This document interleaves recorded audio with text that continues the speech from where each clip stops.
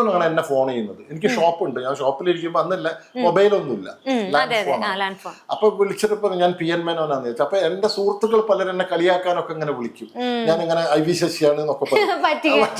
ഞാൻ പോടാ ഞാൻ ഫോൺ അവിടെ വെച്ച് കുറച്ച് കഴിച്ചിട്ട് വീണ്ടും വിളിക്കും. വീണ്ടും വിളിച്ച് നിങ്ങൾ വിജയൻ നിങ്ങളൊന്ന് ശ്രദ്ധിച്ച് കേൾക്കൂ, ഞാൻ ഒറിജിനൽ പി എൻ മേനോനാണ്,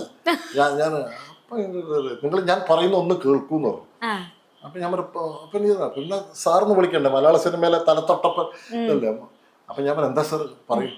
അപ്പൊ ഞാൻ ഇങ്ങനെ ഒരു സീരിയൽ എടുക്കുന്നത്, അതിലൊരു വില്ലൻ ക്യാരക്ടർ ഉണ്ട്, അത് തന്നെയാണ് ഞാൻ മനസ്സിൽ കണ്ടത്.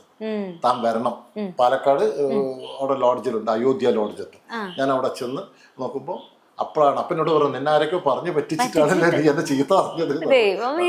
അപ്പൊ അതിൽ ത്രൂ ഔട്ട് ക്യാരക്ടർ അങ്ങനെ ഒരു 10-34. പിന്നെ ലാസ്റ്റ് ഇതില് കായംകുളം കൊച്ചുണ്ണി, അതിൽ 1.5 കൊല്ലം ഞാൻ അഭിനയിച്ചു.